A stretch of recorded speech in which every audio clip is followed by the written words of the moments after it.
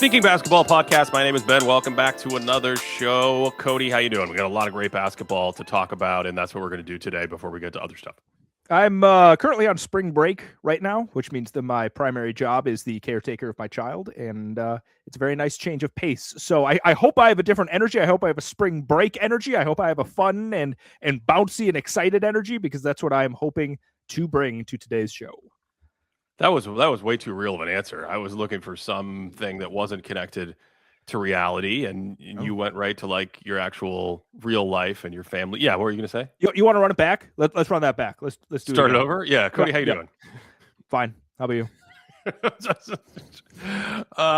There's a lot of basketball going on, and I don't know what we'll be able to even get to today, because it just feels like a never-ending fire hose of stories and developments taking place. And the Los Angeles Lakers only play clutch games now. I'm not sure if you know that. Every single game they have comes down to the wire. And look, Cody, I have a bit of let me do a hot take to start the show. Okay? Let me do a hot take. I'm ready for it. So absolutely no one can aggregate this. Those are the rules. No one can talk about this. No, just between you and me. This is just between you and me. No one is even going to care about this. Trust me. The thing where people get excited in the MVP race about your clutch performances, I don't really think that should be a thing. Ooh. I don't really think that should be a thing at all. They did this in 2017 with Russell Westbrook, and if you want to try to make the merit, the case based on the merit of his full body of work, that's fine. But there was a lot of talk about, like, he had these game winners, and in the clutch, he did in the 74 minutes of clutch, he did this, and it's like, what about the other 2,500 minutes? Why 74 minutes is an extremely small sample. But more important than that is that if you start saying clutch is this big factor, or even a marginal factor in your MVP voting, then you're penalizing the players who are on good teams who don't constantly play these close games, because they just do the job earlier in the game and they win. It's this very weird thing I've been thinking about, because Luka's been playing great. We have essentially, if you listen to the public, a four-man MVP race. That's fine. You have four players really going off right now. And, it's fun. It's fun to have a fourth player in the MVP race.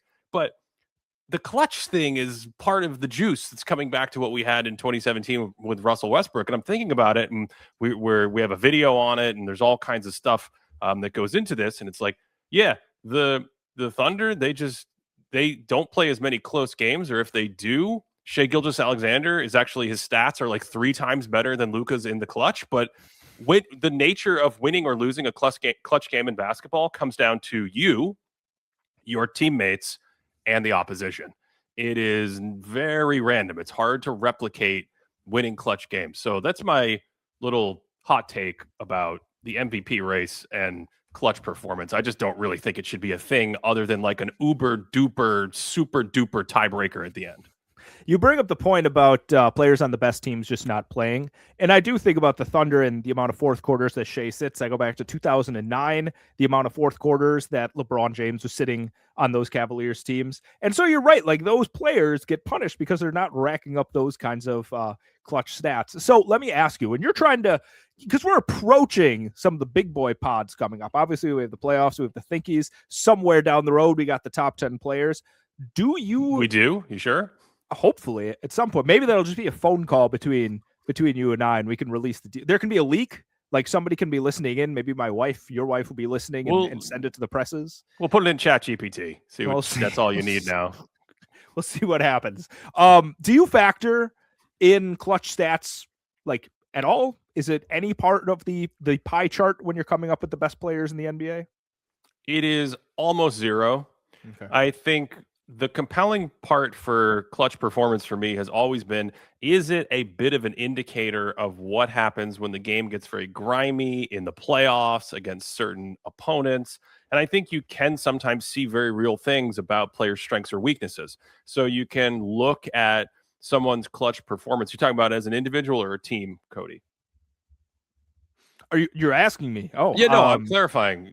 Were you thinking when you asked that about an individual player, or are you thinking about the team? I was thinking individually. I think when people mostly say clutch stats, I think they're almost always referring to an individual player. Yeah. So then for me, it's just that small sliver of like, do we actually see what we see on film represented in these moments where the defenses are ratcheted up? They're often coming out of timeouts. Everyone's loaded up on you. That's where I think there's a little something you can get insight into that might be predictive even for certain playoff scenarios. But man, for the most part, I wasn't joking earlier. You look at these clutch numbers every year, and even when you broaden the scope, whether you say five-point game in the final 5 minutes, or whether you use play-by-play stats, more dynamic leverage score, which is what I like to do because that 3-point game with 6 minutes left in the fourth quarter is going to be included. It's not as rigid as 5-and-5. It doesn't matter how you do it. It's like 150 minutes a year of clutch performance for a player.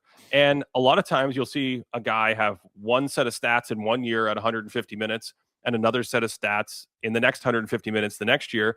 And I used to do a lot more work on this. And then I realized like, well, when you're on a good team, you got to start accounting for like intentional fouling and the fact that you're up 5 and you're milking the clock versus when you're down, when you're behind, they give you open layups at the end of the game to pad your stats. There's just all sorts of weirdness that goes into this super small sample in the first place. So it is a microscopic thing for me that I rarely ever even look at. When I think the interesting thing is when I think about clutch, like obviously the definition that everyone goes with, the last few minutes of the game, I have no problem with that definition, but I don't see necessarily as much about like, hey, when the game, like you said, I think you used the word grimy. In the grimiest of games, you get to the playoffs, who really ups their game? And I know Reggie Miller is viewed as being extremely clutch in historical archives because he has some of the greatest, most indelible endings to any offensive player ever. But in terms of like the totality of his playoff performances, he just ratchets up his own performance throughout the whole thing. So I would even argue that like stepping into a playoffs and playing well the entire game, game 6, you're down 2-3 or something like that, that is almost a better indicator of quote unquote clutchness than anything else. You get into a playoff matchup where like the defense, like you said, is super focused on you. Things are getting really dirty and you can't find any offense anywhere. Or on the other side of the coin, you got to make a stop and you got to make some of these tremendous plays, because I don't often hear people bringing up like the clutch defensive plays that people bring up. I think being able to break the barrier of like, okay, if we're going to be so slowed down and have this gross looking offense, I'm going to have to step up and do something that game. I think that needs to be a part of the clutchness as well. So I think those are a couple things. Number one, if we're just looking at the last few minutes of the game, we need to consider more things than just offense. We need to consider the little things, the defense, things like that.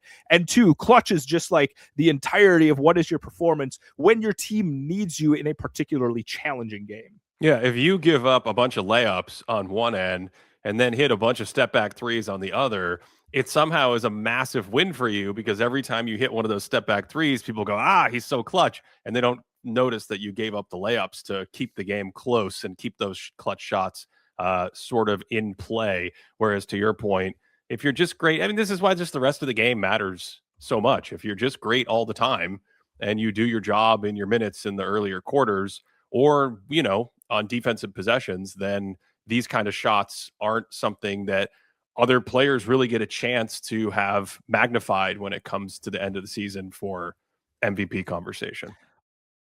Cody, before we go any further, I have to thank the sponsor of today's show, SeatGeek. That's right, the one and only SeatGeek with 35 million downloads. They're the #1 rated ticketing app. And, if you want to go see, who do you want to see? You want to see Victor Wembanyama? Who would you like to see in person, Cody? Man, I think, like I said before, the Spurs might be my favorite team I've ever seen. So I think seeing Victor Wembanyama, seeing Stephon Castle, seeing all these guys in person would be the highest of priorities to me. So there you go. You open up SeatGeek, you look for the game you want. They have everything. They got, you want to see Taylor Swift, you can see Taylor Swift. You want to see the Spurs, you can see the Spurs. And of course, we have a 10% off discount code for you. It's Thinking 2026, 10% off any tickets with the promo code Thinking 2026. So you open up your SeatGeek app, you browse around, you can check out your view from the seat, you can see how good the deal is, you can compare it to other tickets. They got the color coding thing that I like, and that's how you can see Victor Wembanyama, Cody. Yeah, that sounds perfect to me. Yeah, and of course you help support the podcast when you do that. Thinking 2026 for 10% off. We'll include that link in the description, so you have the code automatically loaded when you open up the app. I think everyone needs to buckle up here because Drew Holiday is coming up for a second. We're just now announcing when Drew's going to come. Okay. It's just, I need to have just like the big banner at the neon lights above me here. Cause somebody in the comments says like, yeah, clutch usually refers to offense, doesn't it? But I think my point is that shouldn't be the case. If we go back to the 2022 playoffs, right, there's the great matchup between the Celtics and the Bucks in this series. And I think it's in game 5, right? It's really coming down to the end here. Drew Holiday has back-to-back unbelievable defensive plays on Marcus Smart. I think Marcus Smart drives, Drew Holiday comes, blocks him, and saves it off him to create a turnover. And on the last possession of the game, Marcus Smart's dribbling the ball up. He kind of loses it. Everyone, like, people are falling to the ground. I think Bobby Portis is over there. If there's a kick ahead, there's going to be a wide open 3. And Drew just comes streaking in and strips the ball from Marcus Smart. I remember this really well. There was like tornado sirens going off. We were all in the basement. My wife and I were hoping there wouldn't be, like, we weren't going to lose power because we had to see the end of the game. And Holiday just ends the game on 2 incredibly clutch defensive plays, right? And you can go through, and there's tons of clutch defensive plays throughout NBA history, but for some reason, it's only the offensive players that get the moniker of being clutch, even though those other plays are equally as important. So I just think in general, the idea of being clutch is just really incomplete in the way that people often use it.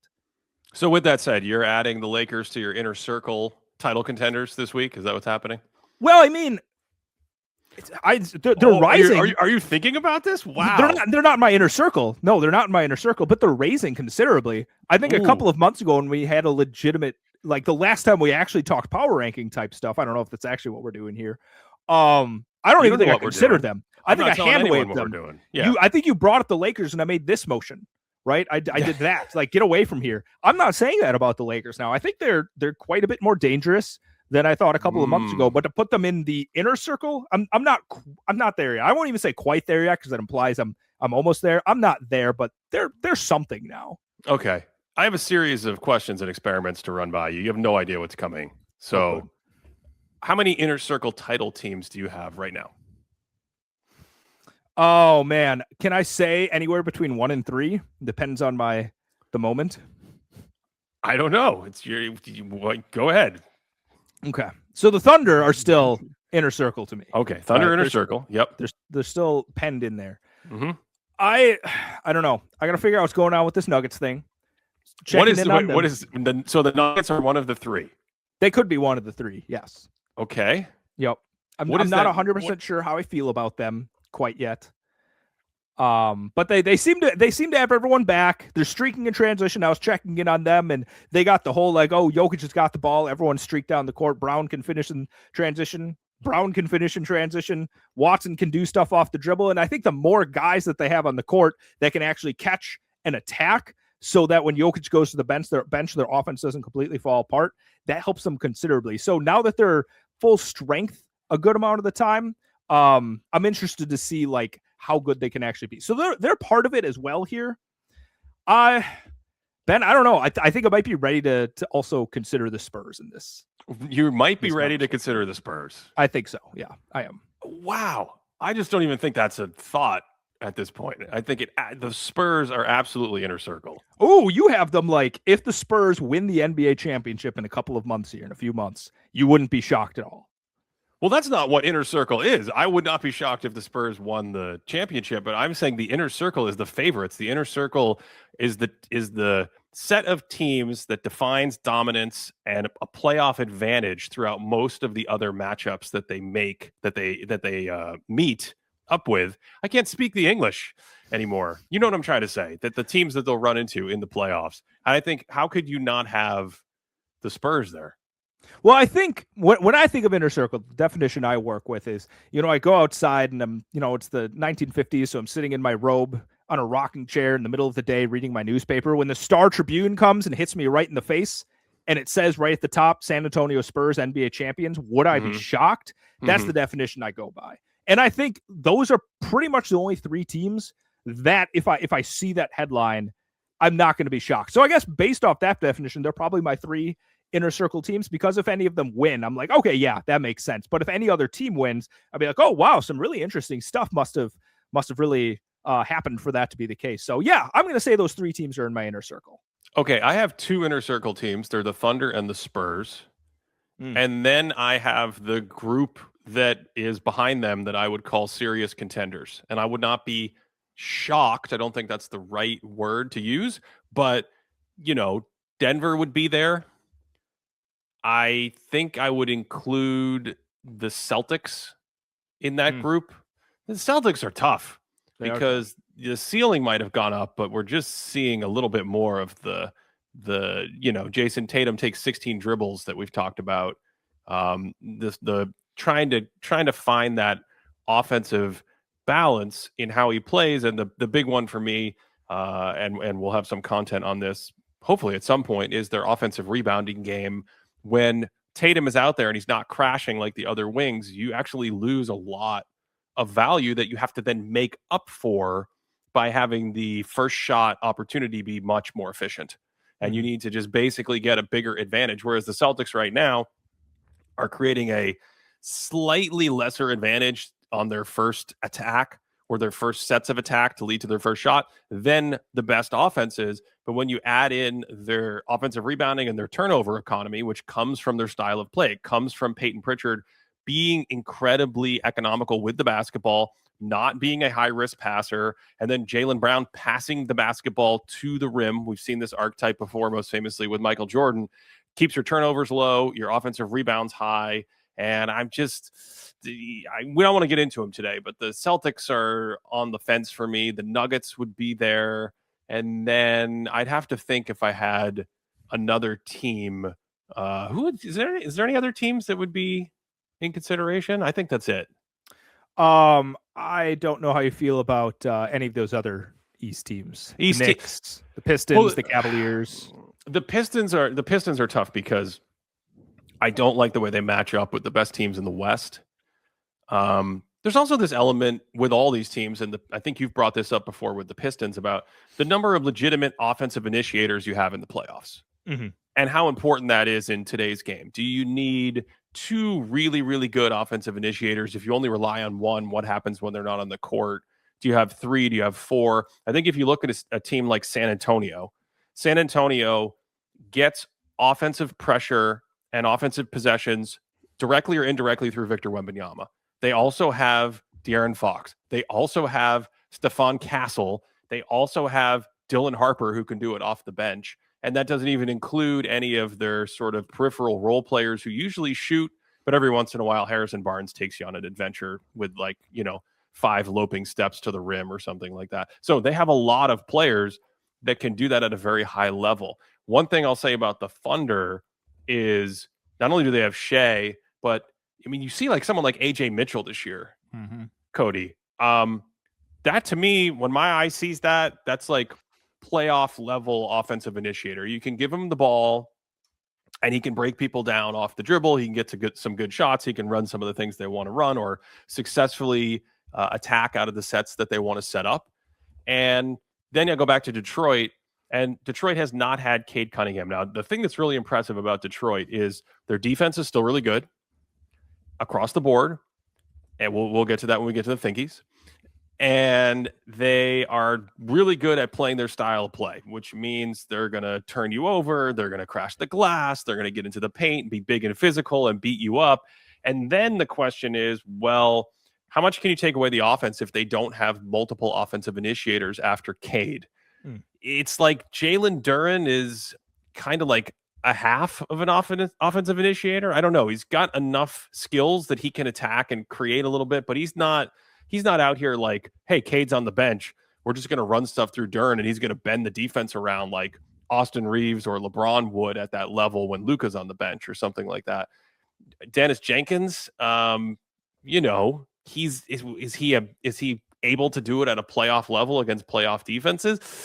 Maybe. Karis LeVert, are you trusting him? It's just then we're done, right? Then we completely fall off a cliff. So that would be my question for the Pistons and some of these teams just through that rubric. Okay, so there's one big philosophical question I want to get to here based on what you're saying. But before we get there, I kind of want to backtrack to your inner circle. So you said OKC, you said San Antonio, then everyone else is kind of blocked up. You got Spurs and Celtics and whatever else. I know earlier in the season, I think we both had the Nuggets in our inner circle here. So in your consideration, are you seeing something that has dropped the Nuggets title chances over these last couple of weeks? Like, do you think some of the struggles that they've shown are real and then might carry them into the playoffs? And if so, like, what are you most concerned about? I have a hard time, I think, anytime a team loses a couple key players, not the star, but a couple key players, and then they look as good or better with the next set of players. And your instinct is to say, oh my God, look at the depth of this team. Like Peyton Watson is just killing it. What's going to happen when they get everyone back? And then they get everyone back and they look worse. That really buckles my knees sometimes. I'm like, time out. Because now what happens in the playoffs when you have to figure out your rotation and your roles and your primacy? Is it those players that have been the starters and then weren't and then came back and they're the starters? Are they playing 25 to 32 minutes a game? Or do you just trust the bench players? There's so many things going on with Denver where, like I said, I would not be shocked if they were able to upset or pull through in some of these series. They looked great like 2 months ago, and I just have not liked what I've seen for about 2 months. So, you can sell me on the Nuggets all you want. I just don't have the confidence that we're going to get like that super crisp machine. I also think we kind of understate how great the fit was with Michael Porter Jr. and KCP around Nikola Jokic and the way that balance, like what that did to your offensive decision making, your defensive decision making as an opponent when you were trying to guard Jokic at the elbow, at the nail, when he's running pick and roll, when he's clearing out. What are those decisions? And of course, Jokic had mastered every one of those plays. And at this point in time, it's like, the defenses have better options in those situations. Also, Cody, this is what I'm saying. 3 years ago when they won the title, he had a little bit of a wrist thing. We weren't sure if he was 100% or if he was going to struggle. He ended up playing pretty well through that 2023 playoff run. This year, it's the same thing where since he's come back from the injury, I'm like, you're not quite as good. You almost look like a human being sometimes. Like I've seen you miss shots that you've never missed before. So he's still great, but I don't have that same level of confidence that he can just whatever is needed, 40 points on 80% true shooting, 20 assists, 25 rebounds, just silly stuff. He feels a little bit more normal in the last month to me. So I wouldn't be surprised, but I just don't have a full barometer on Denver. I think the thing with them is if you look at their regular season numbers throughout this entire them being a contender type of team, they've never had like all-time numbers. Like you look at the relative offense, relative defense, it's never been like crazy. You look at them and like, oh yeah, this is a solid team, but it just feels like you get to the playoffs and Jokic is about as inelastic of an offensive player as you can get. Like it doesn't matter what teams you go against. They throw a 7-game punch against the Thunder last year, right? And that sort of thing just happens. Like every series they get into is just an absolute rock fight that they take down to the wire, right? And so I think when you just have that sort of built-in elasticity that we've seen year in and year out, right? And especially this year, I think this is actually the best offense, even relatively speaking, that we've seen from the contending Jokic era in Denver, right? So they're going into it with a very, very strong offense. The defense leaves a little bit more to be desired from what we saw from the couple of years where they actually won the championship and right after that. But I just believe in that ecosystem and them getting into the playoffs. And it's one of those where like, I'm going to kind of go down with the ship in this situation. Like, sure, the regular season might be rocky, but I feel like you can point to a lot of times over the last couple seasons with the Nuggets and be like, yeah, that wasn't a great stretch here. They kind of limped to the finish line, et cetera, et cetera. So with that all said, I think the Nuggets are kind of just built into my inner circle until otherwise just beaten down in the playoffs. Okay. What about the Thunder with or without Jalen Williams? Is that a thing for you? I think that's concerning. Jalen Williams was extremely valuable to them in the playoffs last year. And didn't he drop a 50 piece? He had a 50-point game at one point in the playoffs. Jalen Williams did? Didn't he? Did I make this up? Well, he had a huge 40-point game, maybe in the 40. finals. Maybe 40. I don't remember anyone having 50. Maybe it wasn't last 50. year. Maybe it was 40. But so you have that. You have the fact that he's one of the best defensive forwards in the NBA, right? So when you have somebody that brings that much defensive juice, along with being able to take over some of the primary offense, that's just an incredibly valuable player to have. And what we saw last year in the playoffs, right? And we saw that in a couple of the 7-game series that they played, is that the offense, like Shea's numbers dipped a little bit. Overall, their offense got a little bit grimy. You see a lot more Dort threes than you're comfortable with in the playoffs. And so I think when they start losing creators, right, and maybe the Ajay Mitchell variable is going to change things up for them going into these playoffs, but the fewer of those kinds of creators you have, and the more that somebody like Shea just has to absorb that game in and game out in the playoffs, it just has to hurt them more. So yeah, I definitely flag the Jalen Williams situation as being one that deeply concerns me about the Thunder going into the playoffs. Interesting. Okay. Do you not agree with that? I feel more confident in them the thing about Jalen Williams being out there is he's one of these big forwards that is so valuable in the playoffs because of the versatility, the lineup dynamics you can run, his size on the glass. OKC is a team that does quote unquote struggle on the glass. I like putting that in quotes and not making too big of a deal of it because it's baked into how they play. They play small, they're really fast, they're really horizontal. They try to have they can play big, but even when they have Hartenstein and Chet Holmgren in there, it's not like they're smashing teams on the backboard like some of these other teams that we see like Detroit or the Knicks. The Knicks are really good on the defensive glass. You just throw Mitchell Robinson in the game and he'll scoop up all your rebounds for you. So I think with JDub having his two-way versatility is really big in playoff settings because I don't know, who else really fills that archetype for them. But man, in terms of the way they play and the way they succeed, if you got Caruso and Kasem Wallace and Ajay Mitchell and Isaiah Hartenstein and Chet Holmgren flanking Shai Gilgeous-Alexander, I think you're basically fine, Cody. Are you better if you have healthy peak Jalen Williams? Of course, but I don't look at that. Like if he didn't play in the playoffs at all, that would be interesting. But I would not remove them. Would you remove them from your inner circle if he didn't play in the playoffs at all? I would keep them in the inner circle. I wouldn't remove them, but like the title odds would drop pretty considerably. Like if you have a straight up Spurs Thunder matchup and JDub is not involved in that matchup at all, that's a pretty dicey situation for OKC. Like I would be really hard pressed to for sure favor them in that matchup. Well, against the Spurs. Yeah. Are you going to favor them against the Spurs if they're full strength? I might. Yeah. I think I probably would lean that. And again, this is probably like a young youth rookie tax sort of thing. Yeah. I know they've had some age, but like I still want to see some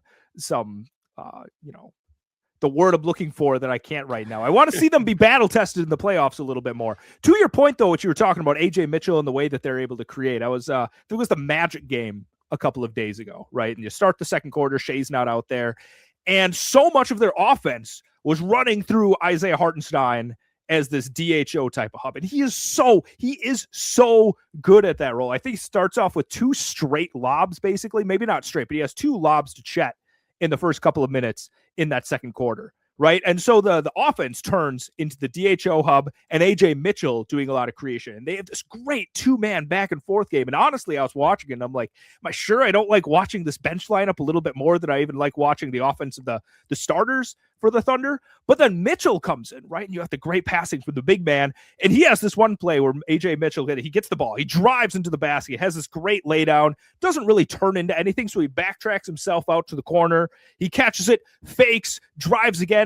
Another laydown pass that turns into a layup, right? And so I'm like, man, this guy just brings so much juice getting to the basket, and especially when he's going against second units, and he has somebody like Hartenstein that can create off the passing hub in that way. Just incredible stuff. So aesthetically, I really like what they're bringing from the bench. And when I was watching that, I was thinking, I'm like, okay, if they can bring this energy into the playoffs, even if somebody like JDub isn't 100% healthy, maybe things will just look a little bit smoother for them offensively. So I do think the Ajay Mitchell variable going into the playoffs is one that I'm definitely going to keep an eye on because he could change things for them offensively.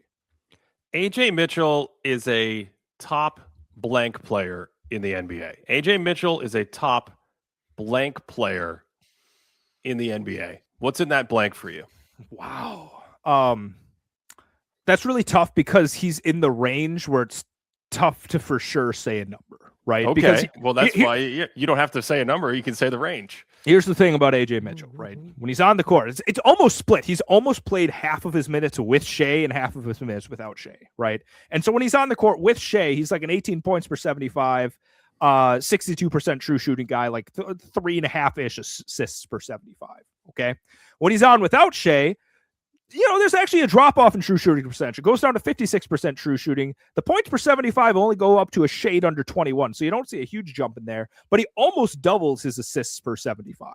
Okay. So his creation burden, kind of the aforementioned play I talked about, really good at setting guys up because he can get in the paint and spray around or set up in the interior passes. But in those minutes without Shea, their offensive rating is like a 114, even though their net rating is still like a plus 13. So he's able to take advantage of like... Wait a second. So let me just get this straight. Yeah. When Shea Gilgeous-Alexander goes to the bench... Yes. And how many minutes are we talking about here with Mitchell playing without Shea? It's like 650-ish. Okay. So 700 minutes, whatever it is, you're saying that AJ Mitchell with the rest of the Oklahoma City Thunder is plus 13 per 100. They're plus 13. Yeah. And it's because they turn into an absolute defensive juggernaut in those minutes. Not saying anything about Shea or anything, but that's where they're getting the juice in those lineups. So when I take all that in, I see that. I'm not 100% sure how highly I rank AJ Mitchell's offense. But again, his paint touching ability, his kind of throwing people off kilter with being left-handed and things like that. I think that's all. He is left-handed. I didn't just make that up out of nowhere. No. He's left-handed, but there is something about this that's giving me a bit of pause because you can't divorce this from the net rating unless you go in and you show me that these lineups like don't follow this pattern. Because when you see something like that, the defense might be better because he's playing with more defensive players. Mm-hmm. He might have more defensive teammates. Like Shea might start the game with, it's hard with Oklahoma City because they're all good on defense. But, maybe Shea starts the game with Isaiah Joe. And maybe Isaiah Joe is very leaky. And maybe AJ Mitchell never plays with Isaiah Joe. Instead, AJ Mitchell comes in with Alex Caruso. And so you get that defensive bump that you alluded to. But you also, by nature, don't expect the offense to be quite as good anyway. So all that is to say, I'm going to need you to fill in that blank now because that's ridiculously impressive to me. That what we see from film on AJ Mitchell, what we see in his stats look phenomenal. Like I said, when I watch him, he just looks like a player who is going to play. We should call it something. We should call it like the Manu Ginobili test. Because when Manu Ginobili was young and coming up and playing in his first or second, let me just think about this. Yes, the second one was also before the Olympics. Once you got to the Olympics, the cat was out of the bag on Manu Ginobili. Even the biggest haters couldn't deny it after the summer of 2004. But there is this thing where you have a player who feels like an unknown in the NBA. He feels like he doesn't have a pedigree. He didn't have some huge background. Do you know where AJ Mitchell went to college? Not even remotely. I have no clue either, right? So, no, I'm just saying he wasn't. He went to UC Santa Barbara. He wasn't a player who was like lighting up the NCAA tournament or something like that. Also, was the 38th pick in the draft. So this is not a blue chipper, which is my point. And they come along, and everyone's stats kind of, his stats look like Cam Thomas's stats. There's no way to just look at raw stats and be able to understand what the player is capable of. But for me, when I put him on the film and I watch a couple minutes and you just look at how he's succeeding, you're like, oh my God. Okay, no one can stay in front of him. His ball handling is elite. His finishing package is fantastic. His hips are great. His strength is really good. His coordination, his balance, his decision-making, his shot looks pretty good. Yeah, that's a really good player. That's why I asked you to fill in that blank on the top X, because I think it's much, much, much higher than most people would naturally think. Well, you say much, much, much higher. He's not top 20. Like, no, I wouldn't say he's a top 20 player. No, like, I don't know. I'm making sure that I'm getting ahead of myself here. So maybe conservatively, I say top 50, and maybe like around the 40 mark. Okay, I don't know. But we didn't have him as a sub all-star. So, yes, was that a mistake? I honestly don't know. That's a great question. How many sub all-stars did we have? Did we end up with the top 50 guys? It was about 50. About the mark? Okay. Well, we had about 20. I can't remember off the top of my head. It was like 27 all-stars, and I was in a stingy mood, so I think we had like 22 to 24 sub all-stars or something Well, like that. I think that's actually a better question then. So I'll throw this back to you. Right now, do you think that AJ Mitchell is playing at a sub all-star level? My hunch is I'm not sure. Yeah, it's Okay. that's what I mean. Like if you're going to say he's a top blank player in the league, I don't think you can make that blank higher than like 60 or 70. Okay. You know, I just think he's really, really good. And this is the kind of thing that gets lost when you're a backup on a good team or you're on a really good team and you're not someone who's established as a star. You weren't a blue chip player.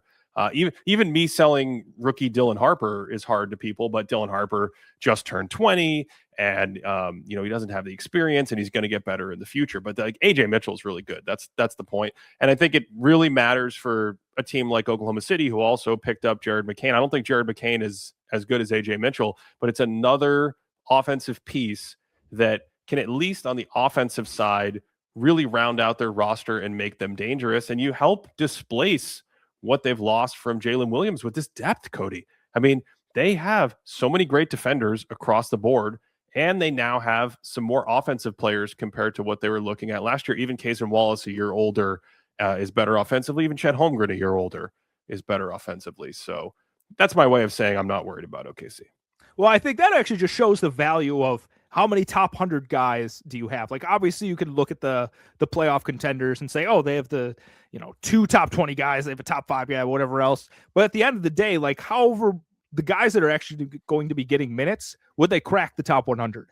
And when you can sneak in some guys off the bench that are going to be in that 60 to 70 range, like AJ Mitchell, that's huge for you. And it sounds like something to scoff at, right? But we just talked about it. There's 50 sub all-stars. So if you can ask yourself, like, all right, could you consider this guy maybe on the edge of being a sub all-star? That's a really good player, right? That's a really good player, especially if that guy is coming off the bench for you and maybe spot starting once in a while as well. So it all comes back to the depth. And I think depth, obviously, in today's NBA just seems so much more important than what we were seeing, 10, 15 years ago on certain teams. Can I bring in the Spurs here in a conversation? Because I kind of have a hypothetical that I want to ask you about that AJ Mitchell is sort of involved with here.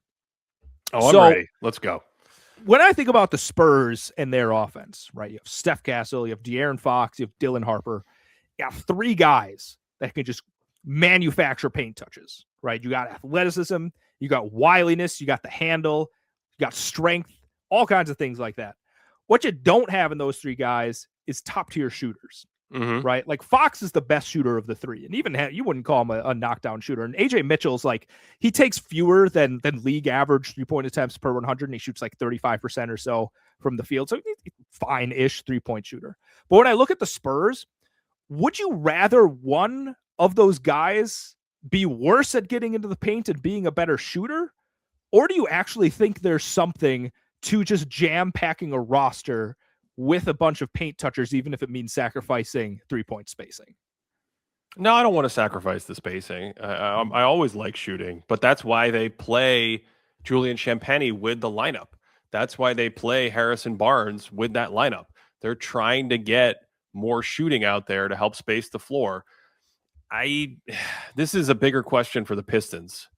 To me, I literally was just thinking about them in the follow-up here. Yeah. Well, we haven't come full circle. I mean, we started this whole thing because I was asking you about your point about the number of offensive initiators that the team has. I don't know if you have clarity on that or if you only think it matters if you are on the low end like Detroit. But when you have this issue with offensive initiators and shooting, that's when I get a little bit worried. Always want shooting.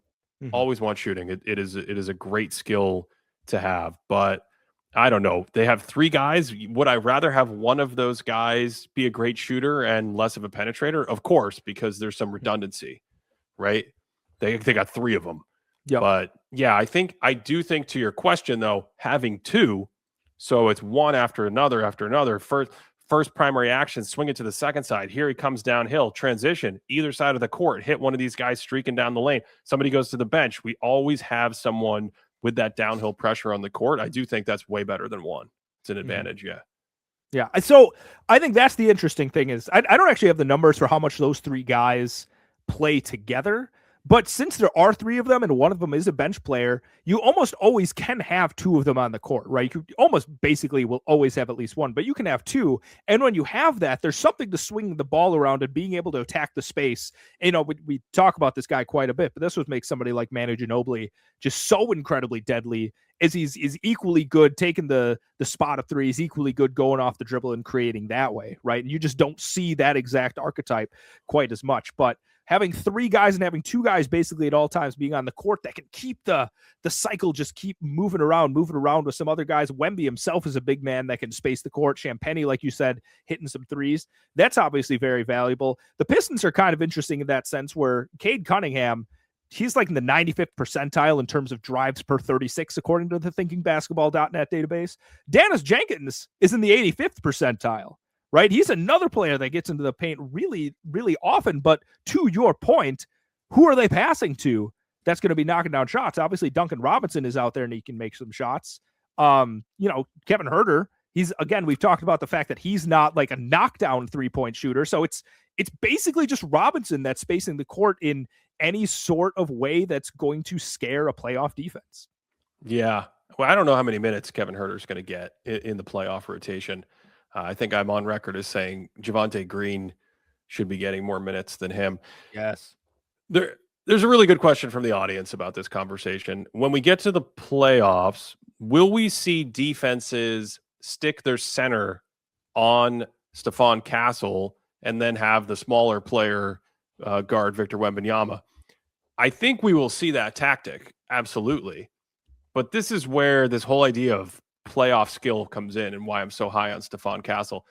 I think he's done a really good job punishing teams in that situation because he's so big and powerful and good at getting into the paint and good at finishing, and his size comes into play. So yeah, a team might try that, but it's like proceed at your own risk, or make sure you have a really, really agile, good big that you're going to do that with, because Castle, I think, will feast in that situation potentially. Cody, to your point, they never play the 3 guards together ever. Mm-hmm. It basically never happens. But what that means is they always have 1 or 2 of them on the court, and that allows them to continue to play their style, have someone play pick and roll with Wemby, feed Wemby, push and transition, get downhill and spray to some of these shooters. And they're young, they're very young, but I actually think there's a counterbalance, which is obvious, which is Victor Wembanyama. That's the counterbalance. You surround him with enough talent, and you have that unknown of what is his defensive force going to look like in a playoff series against the other elite teams. I'm not as worried about the fact that they don't have outside shooting from their top guards because of that. Mm-hmm. Well, I mean, we just talked about it here. You talk about the Pistons.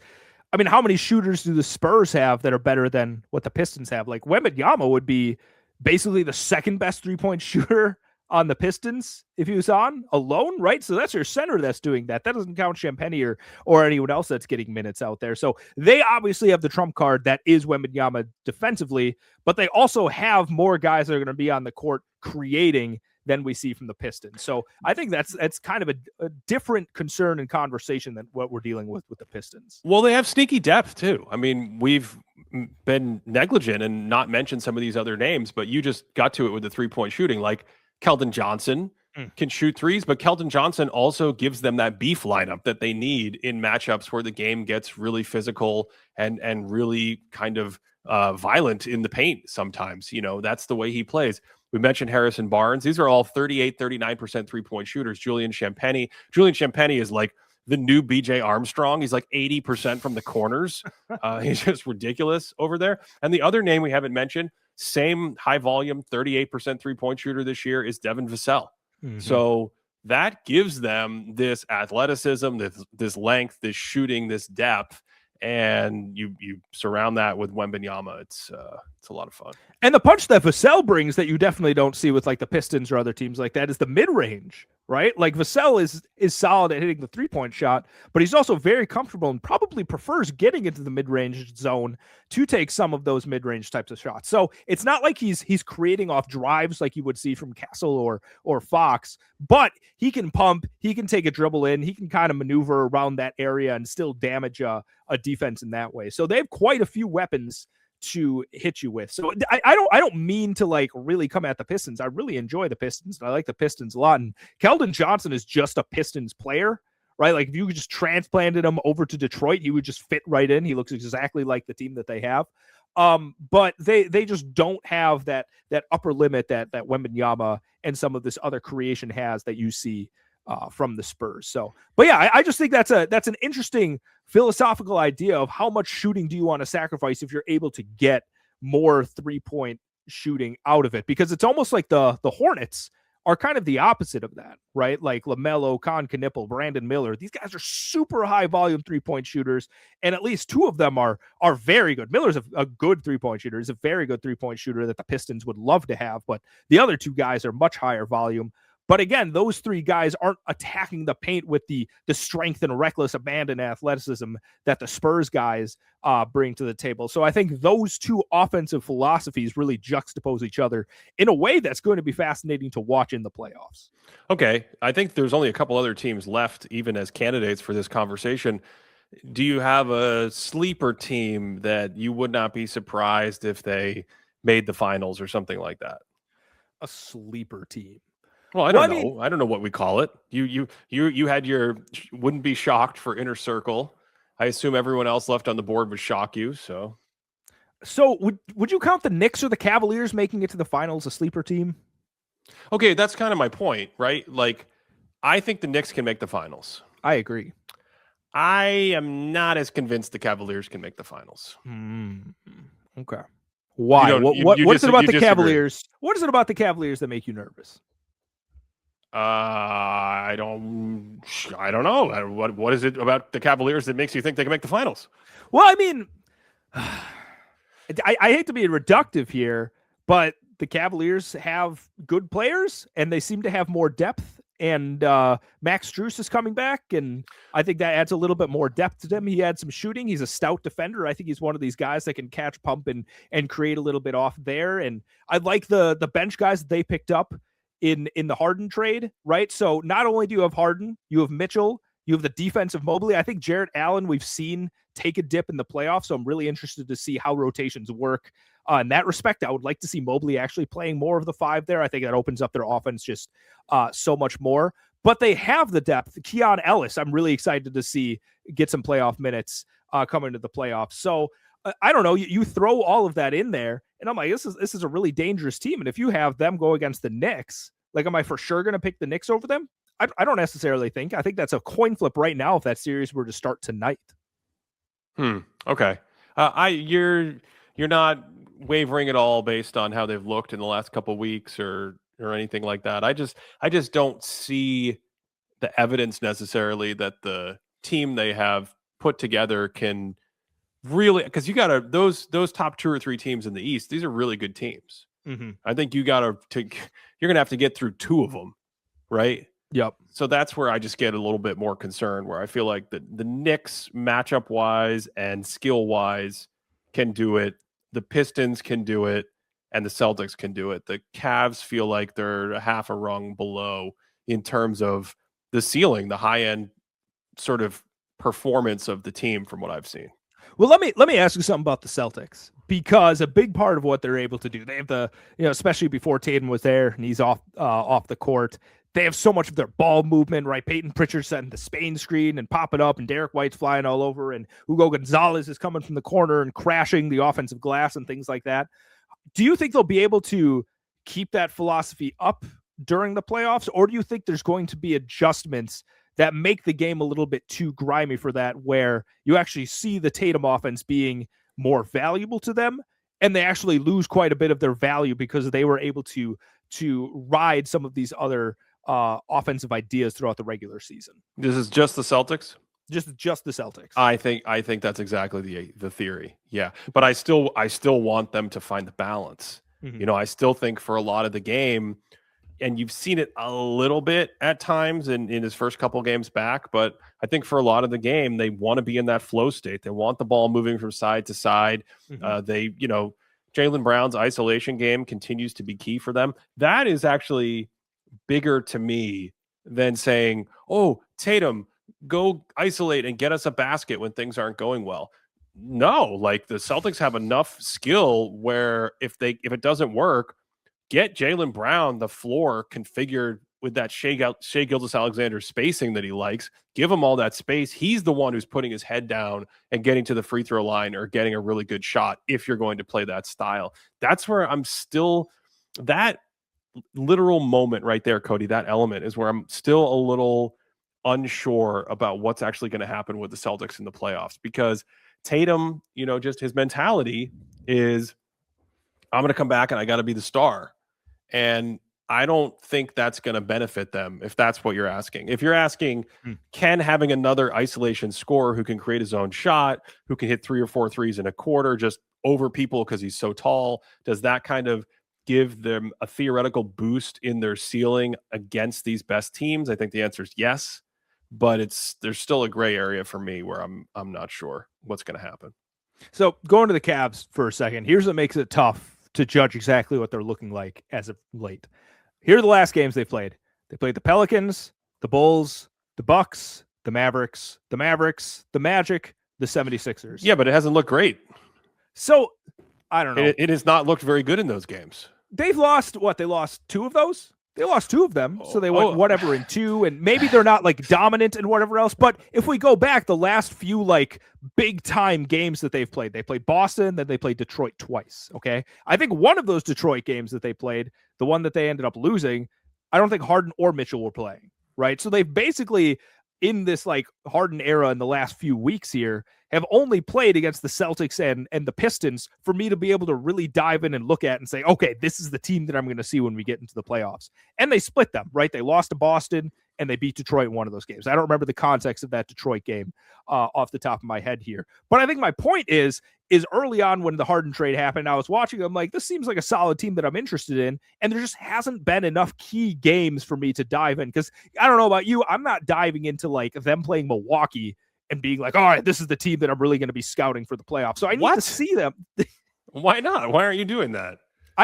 Do you find it to be valuable to your playoff scouting to see some of these top teams play against the bottom tier teams? Absolutely. If I haven't seen the team play that much, if they've only played 5 or 10 games healthy together, I want to know what they look like. I want to know what their base sets are. I want to know where they create advantages. I want to know how teams defend it and what their counters are. And even when you play a flimsy team that's not serious, you can get insight into that you don't have because you don't have 60 games of a sample size to look at. So to me, it is absolutely a concern that they're kind of fumbling around with the ball against some of those teams. So I don't know. It sounds like you don't put any stock in it, but I put stock in it as a data point that is relevant. And then next, when they play, Orlando is a playoff team. Philadelphia is technically a playoff team. But and by the way, the Pelicans have been kind of sneaky better once they've been healthy. I don't know what we would call their win pace. I haven't calculated it, but it's probably like at least 30, 35 wins. It's not like whatever they were when they were totally unhealthy at the beginning of the year. And it was the tankathon or 5-41 or whatever. That hasn't been the case for the last little while for New Orleans. But if you look at their schedule coming up with Cleveland, another game against Orlando, that's another game to index on. They play Miami and you get at the Lakers. You're just not going to get anything left in their schedule that's much better than that, is my point. So yeah, to me, it matters. Yeah. I think that's fair. You talking about like the very qualitative, like here are the things that I'm looking for. Like you say, the base sets, how do they respond to things? They look like they're fumbling around and stuff. Yeah, you're absolutely right with that. Maybe I'm trying to take too much of a, I'm looking at the forest approach to this sort of thing. But when I take the forest approach, I think that's when I feel a little bit more confident from the Cavaliers. But if I'm being honest with you, I haven't done like those kinds of deep scouts against the worst team. So if you're going to come on here and tell me that qualitatively it doesn't look good against some of those teams, and they're not showcasing things that's going to impress you going into the playoffs, then I'm going to take your word for it, and I can certainly factor that in when we get closer to the playoffs. No, I haven't. I don't think I've seen one of these games in the last. I want to say the Orlando game about 2 weeks ago was the last one. But you keep an eye. You watch a game, and then you see they play Dallas the next night, and you go like, well, why are they down by 10 against Dallas? That's kind of similar to what I saw last night, maybe.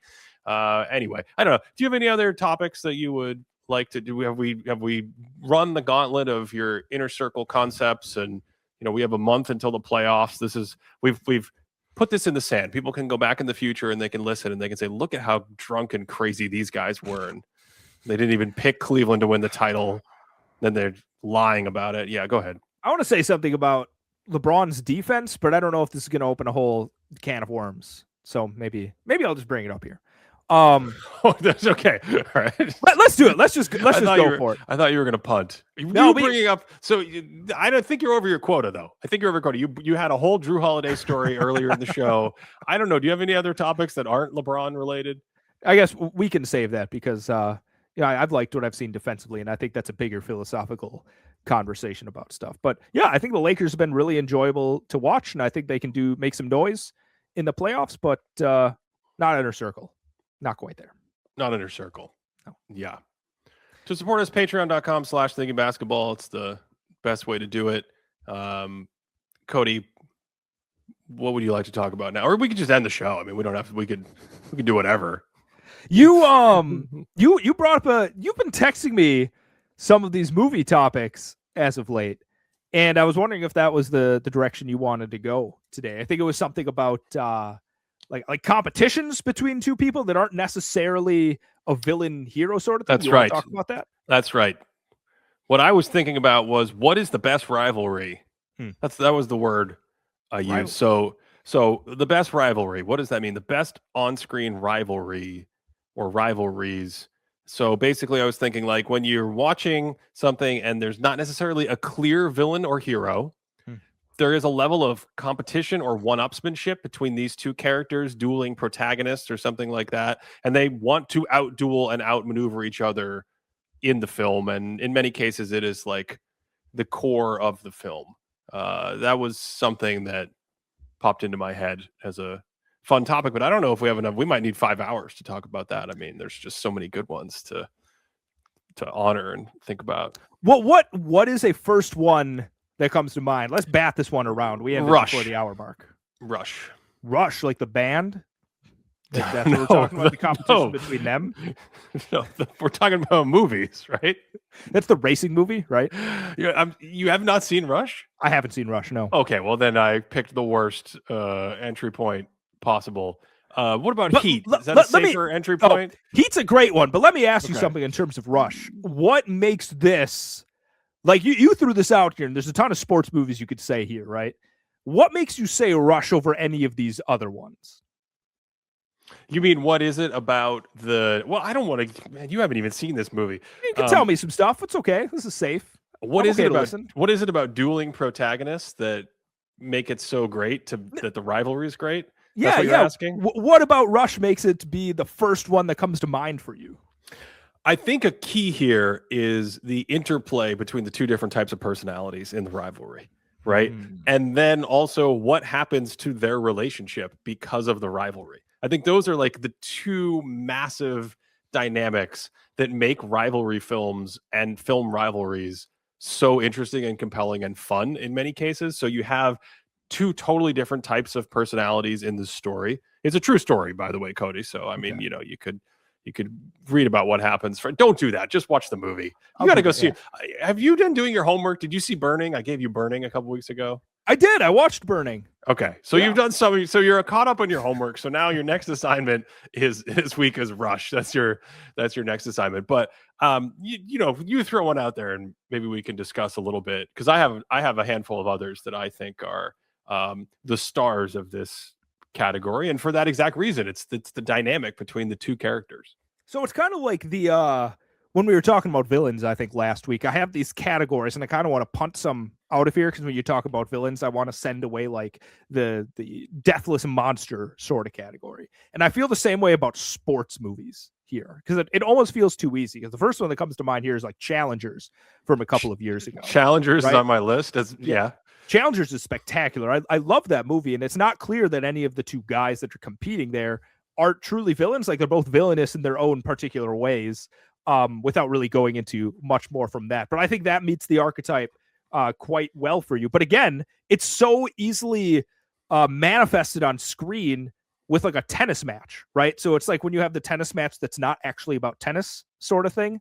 But I think that's the thing with all of these sports movies, is you have the manifestation being really easy. So I almost think that's kind of cheating to throw out a sports movie. Well, yeah. Challengers is an interesting one to pick, because I don't think the manifestation is necessarily on the tennis court in that. The dynamic in that movie is off the tennis court between those people you're talking about. So, yeah.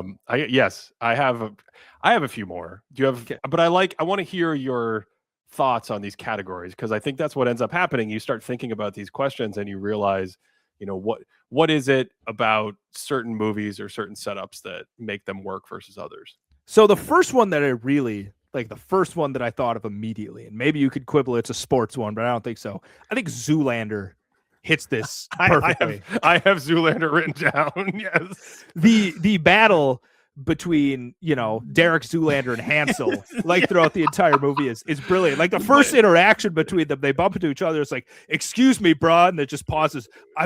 You're excused. I'm not your brah. And everyone just like stops and stares. Like the world they create around these two's rivalry is amazing. It's perfect. And again, neither of them are necessarily evil. Like I don't actually think they're evil. They're too vacuous to have any evil bones in their body, even though that they are.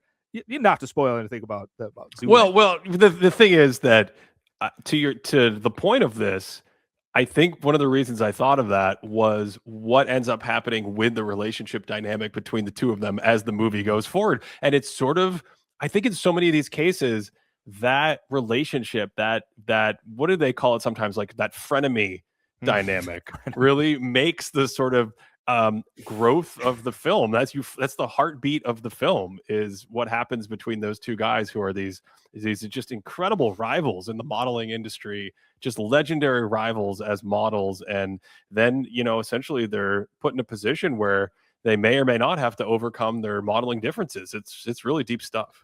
So I think that is another category here. Like Zoolander falls in the category of two people that are rivals together, but there's actually a third antagonizing force that we have to deal with. Like, it's not a spoiler to say that Mugatu is a villain, right? Like, what that is, you can't tell people. What are you talking about? It's very clear from like the first second of the movie, right? Like Mugatu is quite villainous throughout the whole thing. But the point of it is like you have this rivalry, but the main thing is like this other force here. So in this rivalry subgenre, you have that where you almost have like the joined forces sort of thing against them. But then we still have like the clear movies where it's like the entire movie is just the rivalry between the two. That isn't necessarily like, oh, I'm Batman and the Joker sort of thing.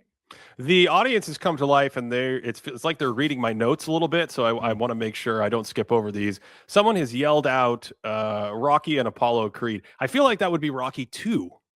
I don't know how to categorize Rocky 1. I couldn't decide or remember enough, because Rocky 1 so much is about Rocky and Adrian, and but Rocky 2 I feel like has more of that dynamic between. I guess I spoiled Rocky 1 that there is a Rocky 2 and that everyone lives in that. I'm just trying to be mindful of my spoiler rule. There's another one here that was on my list. Have you seen Warriors?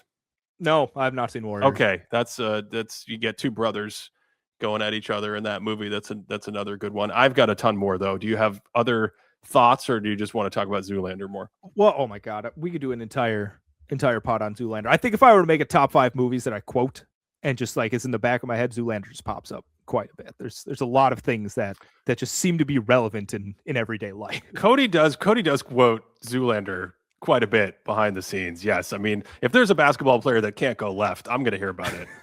I'm an Amby Turner. Not in the not comedy genre. This is actually a relatively recent movie from the last couple of years. Truly, I think one of the more underrated movies of the decade. Banshees of Inisherin. Okay. Is have you seen that? before? I have.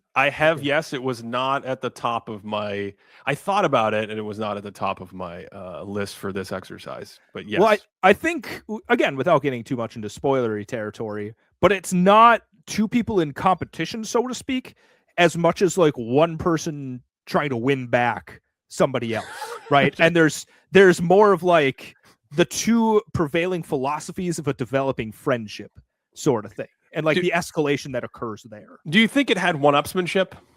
Oh, it certainly has one-upsmanship. Okay. Well, don't spoil anything. No, it's entirely based on one-upsmanship. But I think what's really interesting is I saw myself very clearly in one of the characters, right? And I went to work after seeing it, and I told one of my coworkers to watch it. And I came in and I said, I see myself as this person. And that person's like funny. I completely see myself as the other person. So I think it's one of those where like you can almost place yourself in this certain role as a friend. And I think that almost changes your perspective on the movie itself. But I think if anyone would be like, hey, Cody, 2020's movie that you think is severely underrated, that's going to be really close to the top of my list. Would you consider yourself Colin Farrell in that movie? Yeah, 100%. Yeah, wait, okay. no. Wait. Crap. I don't remember. This is terrible. I don't remember which awesome. Character. Okay. I don't want to spoil anything. I don't remember. This is an old one, but I think it's got to be up there on the great film rivalries. Dirty Rotten Scoundrels. Did you ever see that? No, I have not. Man, okay. You're really missing me today. It's sorry. A comedy. It's okay. What about Catch Me If You Can? Yeah. Oh, absolutely. It's a great choice. I am surprised you did not mention The Prestige. Ooh. That was going to be maybe in the wheelhouse for you, I thought. Yeah. Is it even possible to talk about this movie without spoiling anything? I think it's humanly impossible to, because I mean, what genre is this movie even? But yeah, you can't. No, I take it back. You cannot spoil you cannot talk about anything in this movie. It's other than the fact that it's dueling magicians. Yes, that's for sure. So I think let's just say that falls into this conversation very nicely. I wonder if people may, because here's the thing. The Odyssey's coming out. We're probably going to have to talk about Nolan. We're back on the Odyssey. How do we do this? Every episode. Drew Holiday and LeBron James and the Odyssey. We're going to have a big Nolan conversation sometime in the summer here. And I think The Prestige is really, really slept on. But then you look at the entire scope of the work, you're like, man, I don't know what it bumps out. But The Prestige really, really rocks. Well, I'm trying to think of what we could say without spoiling anything. The sort of intertwined, and I think it's a great example of a rivalry movie because each step, each one-upsmanship is the thing that drives the story forward. I mean, that's pretty much it, is how can I, and then the mirroring aspect of, what does it mean to try to top the other person? What does that do to you to try to top the other person? I mean, heat is, so quintessential, that mirroring concept of two sides of the same coin, and kind of what it means to have to outmaneuver someone from that world, basically. Does Goodfellas count for this? I don't necessarily think that's a one-upsmanship. That actually probably doesn't fall into this. I think I'm stretching the definition a little bit more. So yeah. Okay. Well, a recent movie that I thought of was The Favorite. Also haven't seen it. All right, let's move on. You just name movies at this point, and then we'll end the show. No, you give me a couple more. You're gonna hit me with at least one more here on this one. Well, I think it works really well with comedy. I think there's a lot of comedy. We've mentioned a ton of comedies. I think White Men Can't Jump is another kind of comedy that could fit into that. I mean, I think probably your entire world of silly comedies like Blades of Glory and things like that fall into this. And then there's also, you said sports. You said you want to throw out sports. Ford versus Ferrari is a cool one. So I think those are probably the sweet spots for this. But when you get something like a Heat, when you get something like Prestige, then I think you get some kind of magic where you're not necessarily identifying who are you rooting for. Different people are rooting for different people in that equation. It's like a double helix. It's wrapping around itself versus this is good, this is bad. Yes, I do think it makes it a lot more intriguing to follow along with the plot because you're not necessarily like, oh, this is obviously the villain that I have to cheer against. Because you get into the Thanos situation that you talked about, where you're like, all right, so you're trying to humanize him and make him seem like somebody I should care about a little bit more, but it's kind of hokey and dumb. And I think that almost draws you in a little bit less than if you're just able to be like, these two individuals are equally of importance and they have these interesting philosophies. And it's kind of up to you to decide where you're going to land, if you're actually going to land with either of them. You want to jump in? Well, I'm thinking like all driving movies, maybe. Like Days of Thunder is another one. Someone said F1. I'm pretty sure there was a Formula One movie with Sylvester Stallone like 20 or 25 years ago. I'm blanking on the title. I think that had the same setup. You know, the two rival race car drivers. That's like that's the lowest hanging fruit. That's like entry point. Top Gun. You know, does Maverick and Iceman in Top Gun count? That's another one. More comedy. What about Bridget Jones' Diary? Oh, wow. Yeah, right? See, comedy almost... What is it about comedy that's drawn to this sort of setup more than other genres? I think probably sort of gags or stunts, maybe. You know, you have one person moving the plot forward, or both people are moving the plot forward, but you have one person who can say, hey, I'm going to out-absurd you. And then you can use that as a vehicle in the comedy dynamic, because most comedies, you don't really need like a tight, compelling story. You need scenarios for their humor to come through. You don't need a ton of growth in the characters. Some really good comedies obviously have some development and growth in the characters. There is an arc to a lot of really good comedies, right? But what you're looking at is, can I create these scenarios and these situations to basically tell jokes or set up something that is comedically enticing and really, really funny on screen. So, first of all, it's actually like backtrack to White Man Can't Jump. Marcus Johnson, Bucks legend. Great, one of the great cameos, one of the great sports cameos. I'm gonna go get my gun. Absolutely kills this part there.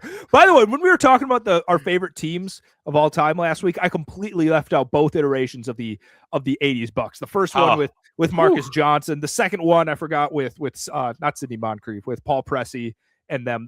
I completely blanked on them. Those are some of the great watches of all time. Anyway, to tie this all up, to wrap this all up with a nice little bow, is there like a final movie that you want to put forth as like either your favorite, top recommendation, whatever else you might want to say about an individual, or maybe like two movies in this genre?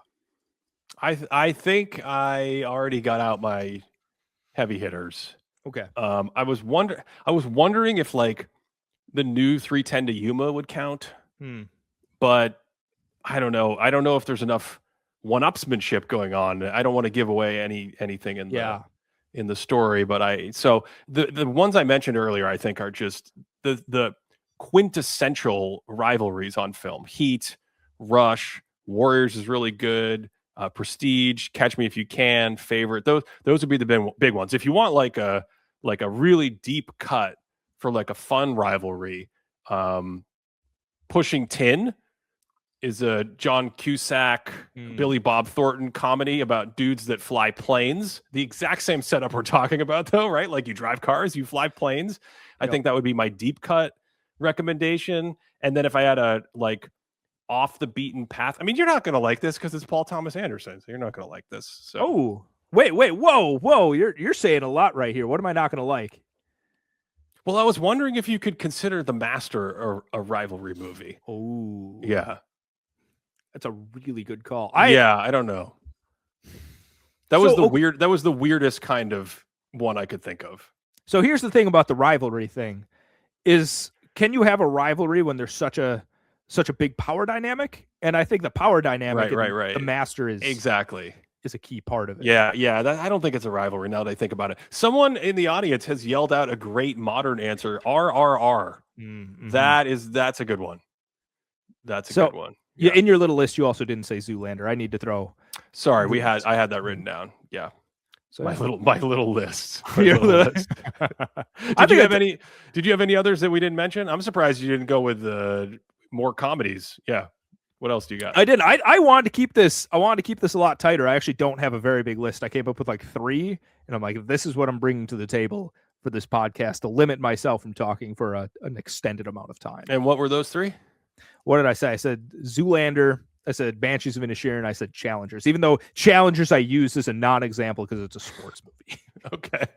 But I knew Heat, like Heat to me is just kind of built into the thing. So I felt like it was cheating to bring Heat into the conversation. So Heat's just kind of like my built-in answer for this as well. But it's interesting because unlike maybe the villain conversation, I mean, I know this is a little bit more of kind of an esoteric topic, but you say Heat is like built in. There's only a handful of movies that I think that are really, really well-beloved movies that have this element of like the entire heartbeat of the movie is the rivalry between these two characters versus a protagonist versus antagonist kind of thing. And yeah, that's really fun to track. All right, that's enough of this. We'll be back next. When is the Thinkies? 2 weeks? 2 weeks, I think. Is it 2 weeks from now? Really? Okay. I believe the playoffs are the week after that, and we have to set up the playoffs or something. So I believe 2 weeks to the Thinkies. Next week, I don't know what we're going to talk about next week. Probably tennis. I think we should come back and talk about, or driving movies would be fun. Yeah. Pumping Iron. There's a great rivalry movie. That's it. Thanks as always for listening. Hope you enjoyed us and that you're having a great day.